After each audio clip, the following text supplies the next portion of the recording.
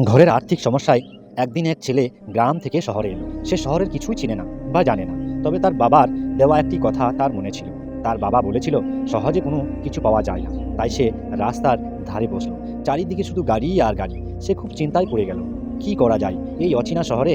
কেউ তো আমাকে চিনে না। এই ভাবতে ভাবতে রাত হয়ে গেল এবং তার চিন্তা আরও বেড়ে গেল।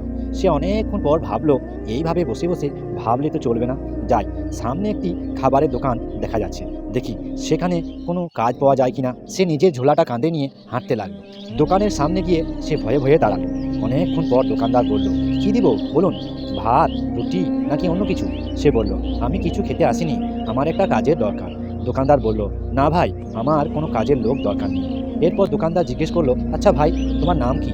সে বলল, আমার নাম নেই। দোকানদার বুঝতে পেরেছিল যে ছেলেটির কাছে খাবারের টাকা নেই, কিন্তু ছেলেটি খুব সৎ এবং ভালো। তবে দোকানদারের কাছে সত্যি কোনো কাজ ছিল না। নীল সেখান থেকে আবার সেই অচেনা রাস্তায় ফিরে এল এবং রাস্তার পাশে গিয়ে বসল। সে খুব ক্লান্ত হয়ে পড়েছিল, তাই কিছুক্ষণের মতোই ঘুমিয়ে গেল। হঠাৎ একটি বিকট আওয়াজ তার ঘুম ভেঙে গেল। চোখ খুলে তাকিয়ে দেখে একটি ছোট গাড়ি দুর্ঘটনা এবং অ্যাক্সিডেন্ট ঘটেছে। গাড়ি উল্টে পড়ে আছে এবং গাড়ির ভেতর থেকে খুব চিৎকার ও কান্নার আওয়াজ শোনা যাচ্ছে। নীল দেরি না করে তাদের বাঁচানোর জন্য ছুটে গেল। অনেকক্ষণ ধস্তাধস্তি চেষ্টার পর সে তাদের গাড়ি থেকে বের করলো। গাড়িতে পুরো একটি পরিবার ছিল, স্বামী, স্ত্রী এবং তাদের দুটি বাচ্চা। নীল তাড়াতাড়ি অ্যাম্বুলেন্সে ফোন করলো। কিছুক্ষণের মধ্যে অ্যাম্বুলেন্স চলে এলো। নীল তাদের গাড়িতে উঠিয়ে দিল এবং আর কিছু না ভেবে নিজেও তাদের সাথে চলে গেল। হাসপাতালে 4 ঘন্টা থাকার পর ডাক্তার এসে বলল, আপনি রোগীর কে? নীল কিছু না ভেবেই বলল, আমি ওদের বাড়ির কাছে। ডাক্তার বললেন, আচ্ছা, চিন্তার কিছু নেই, তারা এখন খুব ভালো আছে। এই বলে ডাক্তার চলে গেলেন।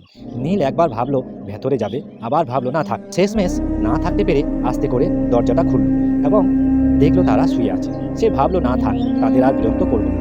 নীল যখন ফিরে আসছিল তখন পেছন থেকে সেই স্বামী স্ত্রী দুজনেই বলে উঠল, দাঁড়াও। নীল আস্তে করে বলল, তারা বলল, এদিকে এসো। নীল তাদের কাছে গেল। তারা জিজ্ঞেস করলো, তোমার নাম কি? নীল আস্তে করে বলল, আমার নাম নীল। তারা বলল, খুব সুন্দর নাম তো তোমার, বাড়ি কোথায়? নীল বলল, আমি গ্রাম থেকে কালকে এসেছি। এরপর নীল একে একে তার সব কথা তাদের খুলে বলল। তারা বলল, আচ্ছা, তুমি আমাদের জীবন বাঁচিয়েছো, বলো কত টাকা চাও? 1 কোটি, 2 কোটি নাকি আরও বেশি? তুমি যা চাও তাই দেব। নীল বলল, আমার টাকা চাই না, এটা আমার কর্তব্য ছিল। আপনারা আমার বাবা মায়ের মতো, তাই আপনাদের কাছে থেকে টাকা নিতে পারবো না। ওরা বুঝতে পারল নীল সত্যিই একটা সত্য ছেলে, আর তারা দুজনেই ছিলেন সেই রাজ্যের সবচেয়ে বড় ব্যবসায়ী। তাই মানুষের সততা চিনতে তাদের কোনো ভুল হলো না। আচ্ছা, এরপর কি হবে? নীল কি কাজ পাবে? আর যদিও পায় তাহলে কি কাজ পাবে? 20 জন যদি কমেন্ট করে তাহলে পার্ট 2 আসবে, না হলে এখানেই শেষ থাকবে। ধন্যবাদ।